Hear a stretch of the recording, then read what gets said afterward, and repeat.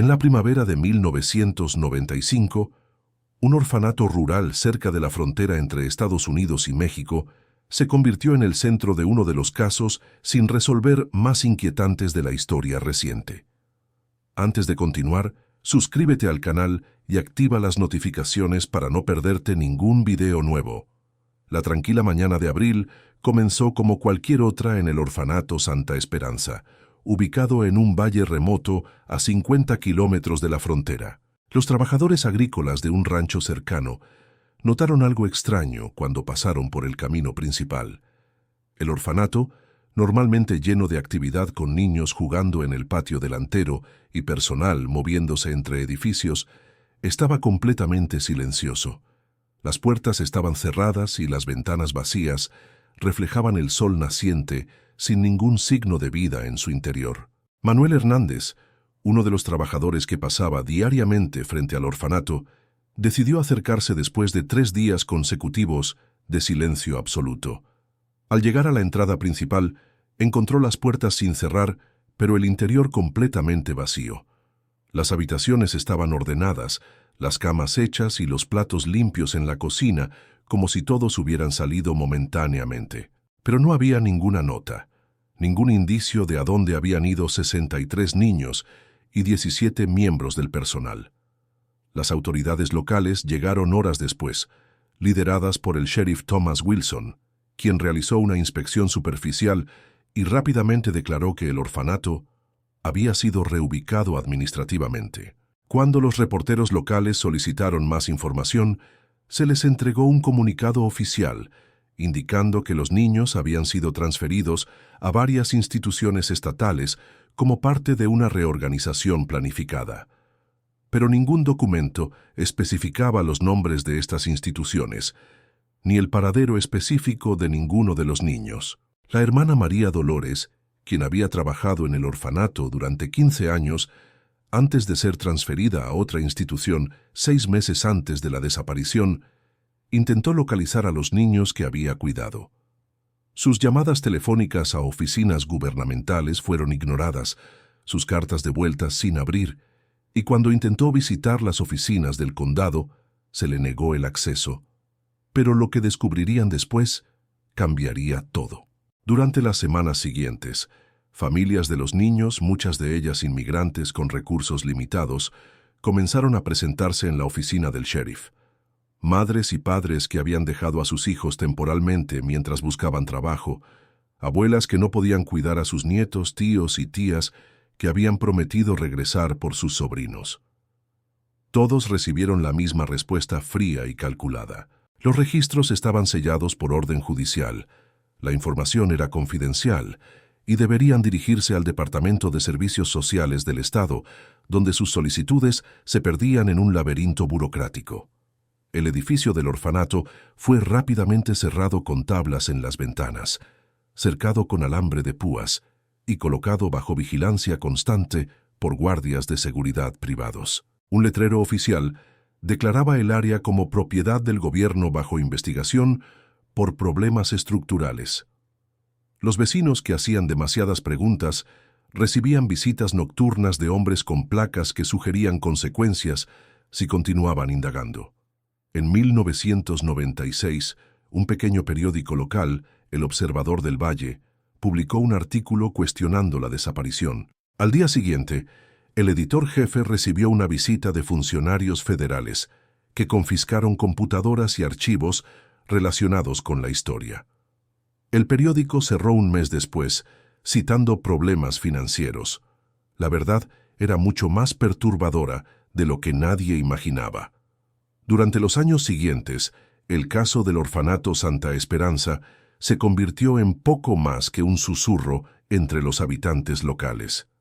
Algunas teorías surgieron y circularon en conversaciones privadas. Algunos creían que los niños habían sido adoptados ilegalmente por familias adineradas en Estados Unidos y Europa. Otros sugerían experimentos médicos secretos, y los más escépticos hablaban de tráfico humano hacia el sur. Sin evidencia concreta y con autoridades hostiles, la historia gradualmente se desvaneció de la conciencia colectiva. El orfanato, una estructura de piedra y madera construida originalmente en 1922 como hospital para tuberculosos, tenía una historia compleja incluso antes de los eventos de 1995. Durante la época de la Prohibición, sirvió brevemente como almacén clandestino para alcohol contrabandeado a través de la frontera. En los años 50, se convirtió en una institución psiquiátrica privada conocida por sus tratamientos experimentales. Solo en 1978 se transformó en orfanato, bajo la administración conjunta de una organización religiosa y el gobierno local. La región donde se ubicaba el orfanato tenía una larga historia de corrupción institucional. El condado había sido gobernado durante décadas por la familia Mercer, cuyo patriarca, William Mercer, controlaba no solo la política local, sino también las principales industrias y negocios. Su hijo, Robert Mercer, era juez del condado en 1995, mientras su yerno dirigía la oficina del sheriff. Los funcionarios estatales rara vez interfirieron con los asuntos del condado, reconociendo el poder político y económico de los Mercer en la región fronteriza. Durante los primeros años después de la desaparición, algunas personas intentaron investigar. Carmen Vázquez, cuya sobrina de 7 años estaba en el orfanato, contactó a organizaciones de derechos humanos. Janet Reeves, una enfermera que había trabajado en el orfanato hasta 2 semanas antes del incidente, intentó hablar con periodistas nacionales. Gabriel Ortiz, un maestro que visitaba el orfanato semanalmente para dar clases de música, escribió cartas a congresistas estatales. Todos enfrentaron obstáculos insuperables, amenazas veladas, y eventualmente abandonaron sus esfuerzos. Lo que emergería de la evidencia horrorizaría a los investigadores. Los años pasaron y el edificio del orfanato permaneció abandonado, deteriorándose lentamente bajo el implacable sol del desierto.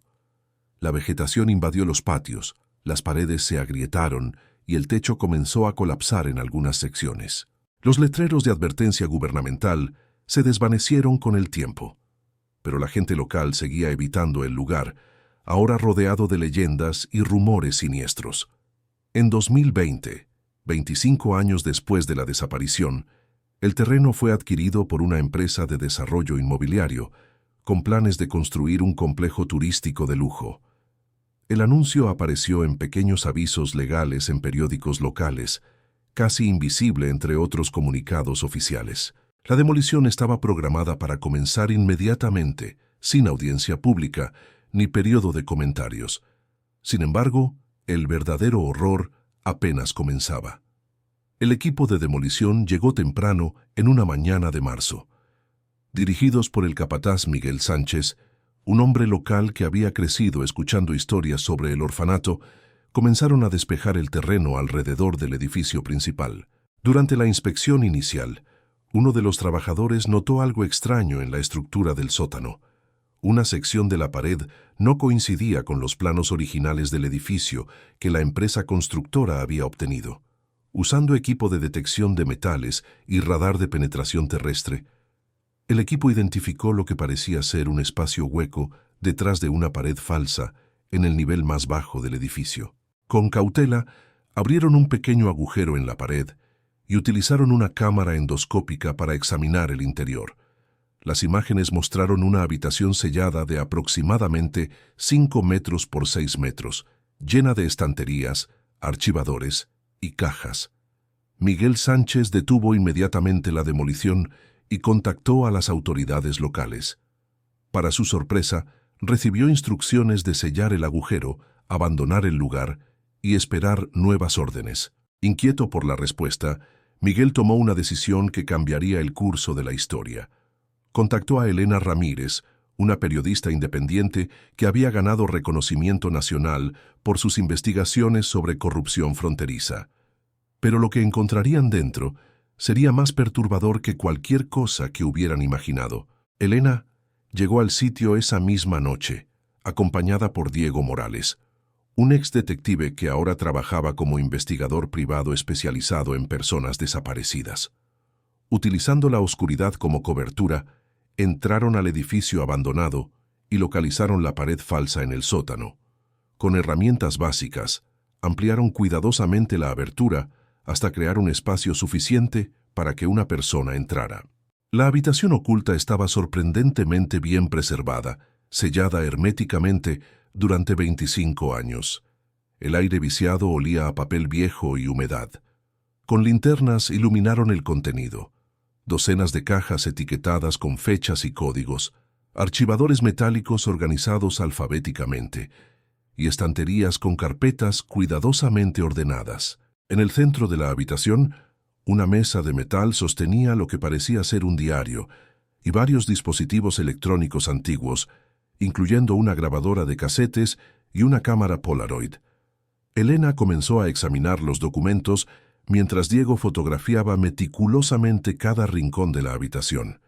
Los primeros archivos que abrieron contenían información básica sobre los niños del orfanato: nombres, edades, fechas de ingreso, condiciones médicas y detalles familiares. Pero detrás de esta información aparentemente inocua, había notas adicionales codificadas con términos como Proyecto Amanecer, Candidato Primario y Sujeto Experimental. El diario encontrado en la mesa central pertenecía a la doctora Isabel Fuentes, directora médica del orfanato, desde 1990 hasta su desaparición en 1995. Las primeras entradas describían procedimientos médicos rutinarios y preocupaciones administrativas. Sin embargo, a medida que avanzaban las páginas, el tono cambiaba dramáticamente. La doctora Fuentes documentaba su creciente inquietud sobre ciertos procedimientos especiales, ordenados para algunos niños, particularmente aquellos sin familiares que los visitaran regularmente. En una entrada fechada 3 meses antes de la desaparición, la doctora Fuentes escribió sobre una visita nocturna de hombres en trajes que llevaron a 5 niños para evaluaciones especiales y los devolvieron horas después con síntomas de sedación. Cuando cuestionó el procedimiento, recibió una visita personal de Robert Mercer, quien le recordó que el financiamiento del orfanato dependía de su discreción y cooperación. Sin embargo, había algo aún más siniestro. Elena y Diego continuaron examinando los documentos durante horas, revelando gradualmente un patrón perturbador.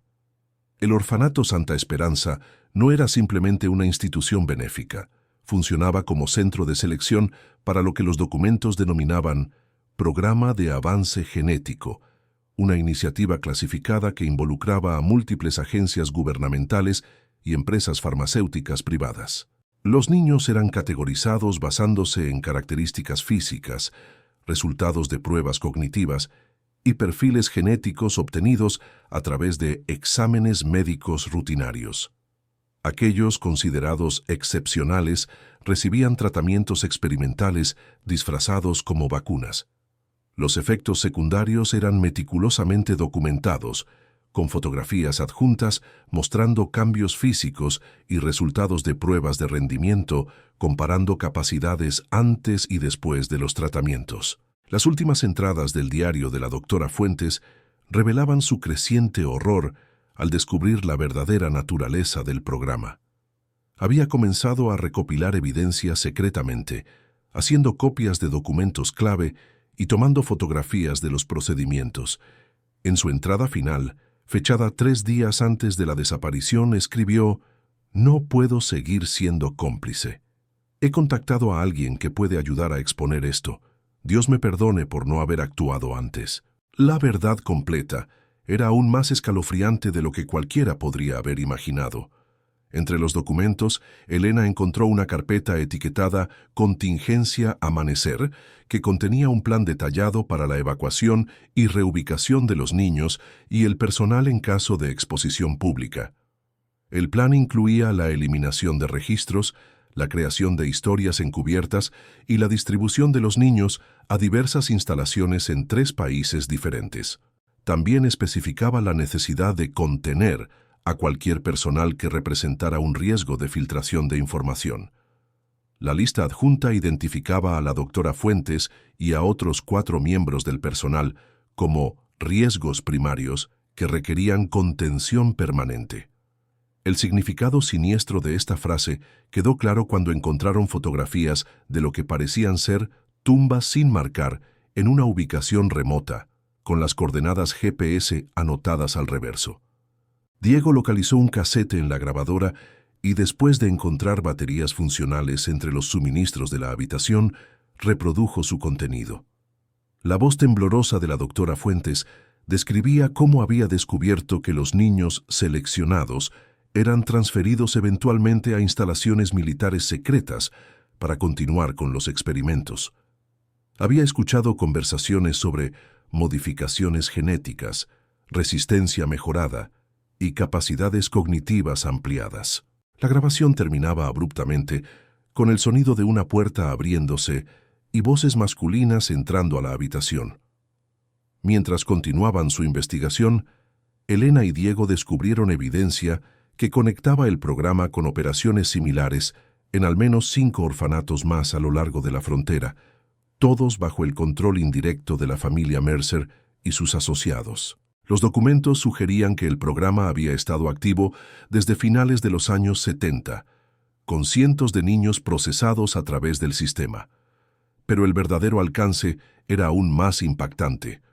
Un mapa detallado mostraba conexiones entre estas instalaciones fronterizas y centros de investigación militar, laboratorios farmacéuticos privados y hospitales psiquiátricos remotos. Notas manuscritas indicaban transferencias regulares de sujetos entre estas ubicaciones, con códigos que correspondían a los perfiles de los niños en otros documentos. Elena y Diego trabajaron toda la noche, digitalizando cada documento y fotografiando cada pieza de evidencia.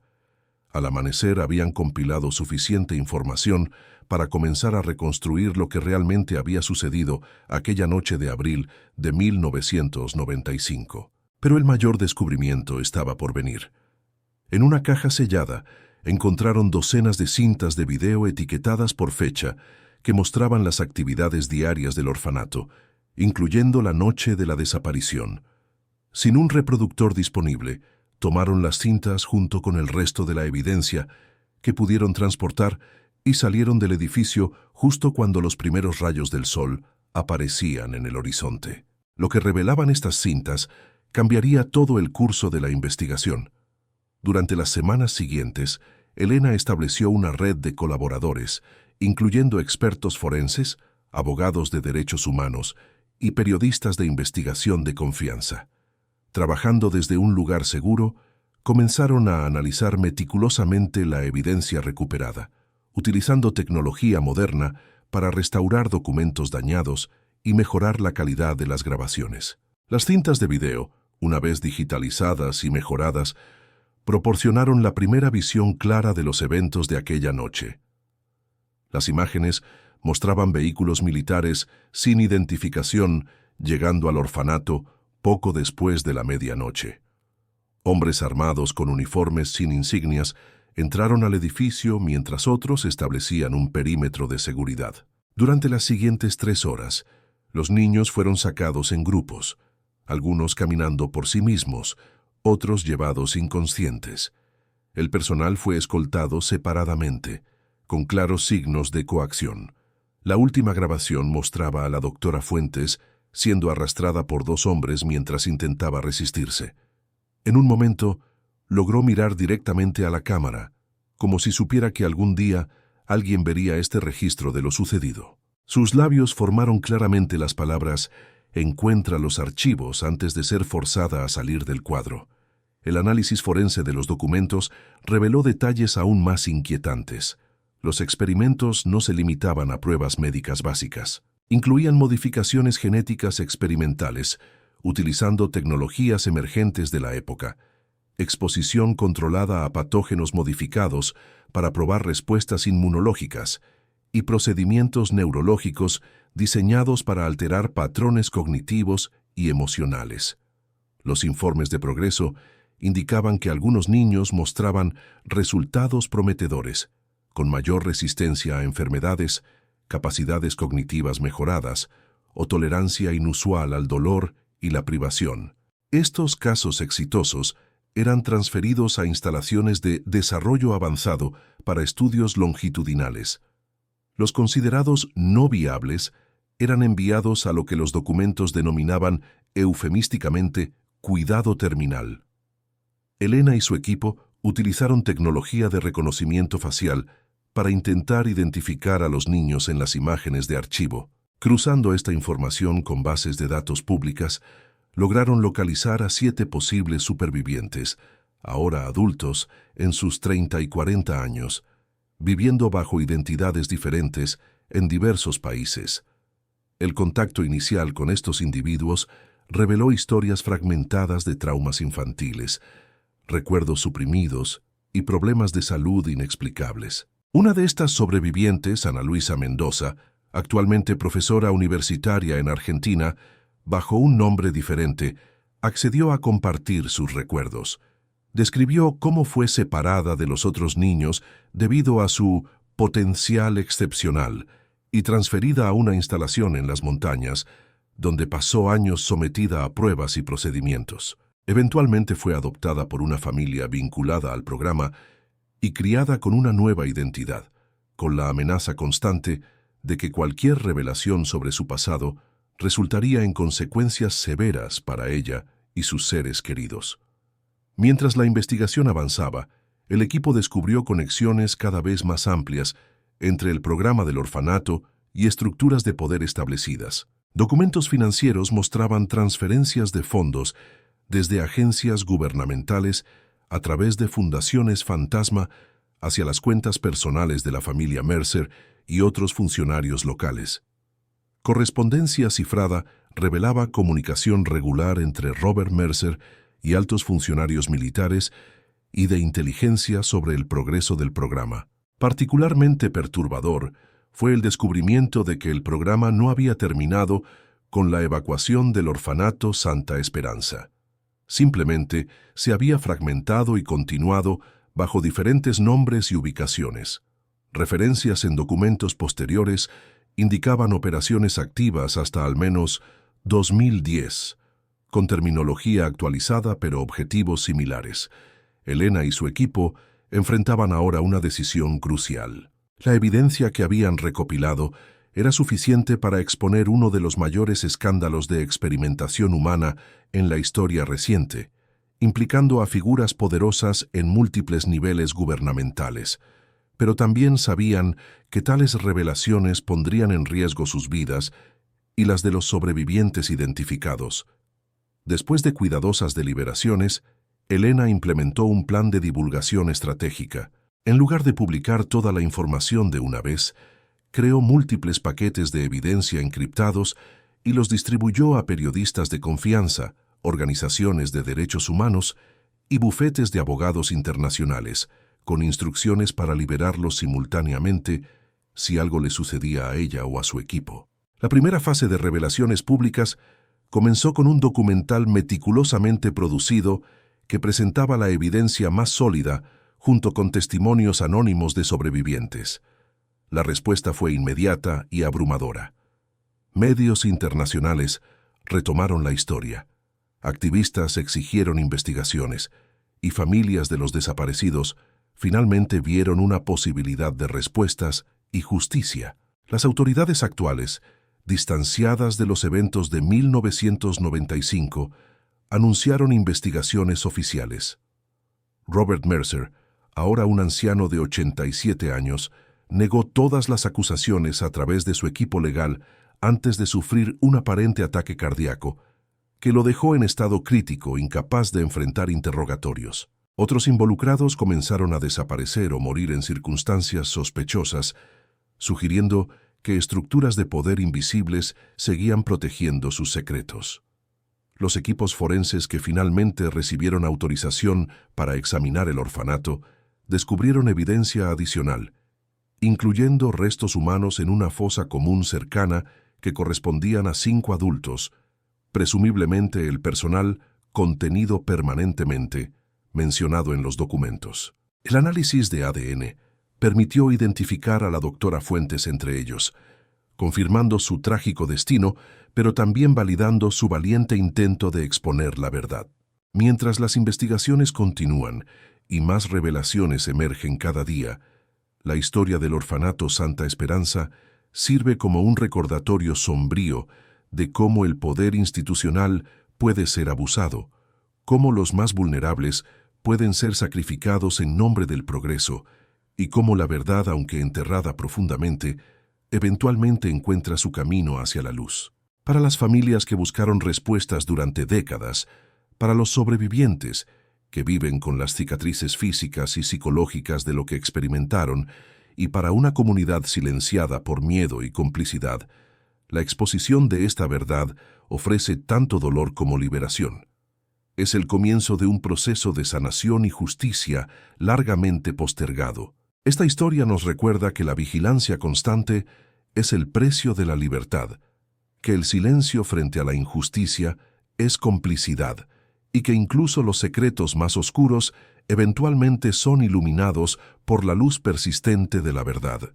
Si te ha impactado esta historia, suscríbete al canal, comparte este video y deja un comentario sobre qué otros misterios históricos te gustaría que investiguemos. La verdad está ahí fuera, esperando ser descubierta.